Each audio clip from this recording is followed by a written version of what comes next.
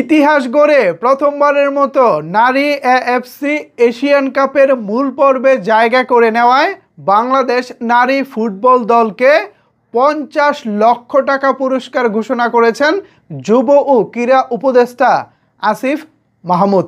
ব্যাপারটি আমার কাছে খুবই ভালো লেগেছে।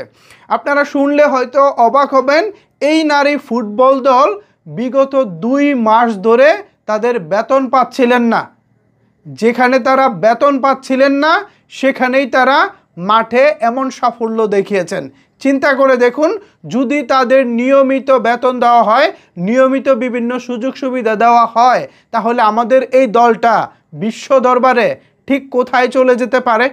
সাম্প্রতিক সময়ে ফুটবল বাংলাদেশের নবজাগরণ ঘটেছে এবং এই নবজাগরণের যাত্রায় নারী ফুটবল দল যেভাবে আমাদেরকে একের পর এক সাফল্য এনে দিচ্ছে, নিশ্চিতভাবে ক্রীড়া উপদেষ্টার এই পুরস্কার ঘোষণায় নারী ফুটবলাররা অনেক বেশি খুশি হবেন এবং এই খুশিতে ভবিষ্যতে তারা আরও ভালো খেলবেন।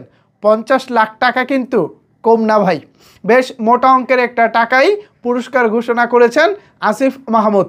আমি তাকেও ধন্যবাদ জানাই, কারণ এই টাকাটা শুধু টাকা না, এই টাকাটা হচ্ছে এই খেলোয়াড়দের জন্য স্বপ্ন দেখার নতুন আরও একটা রাস্তা।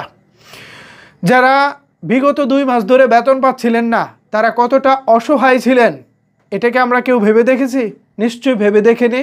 এই যে এই পুরস্কার ঘোষণার যে টাকাটা, এটা যখন সবার মধ্যে সমবন্টন হবে, নিশ্চিতভাবেই খেলোয়াড়েরা মানসিকভাবে আরও বেশি শক্তি খুঁজে পাবেন, সাপোর্ট খুঁজে পাবেন। তো ভিউয়ার্স, এই বিষয়টিকে আপনারা কিভাবে দেখছেন জানিয়ে দিন আপনার মন্তব্য নিচের কমেন্টস বক্সে।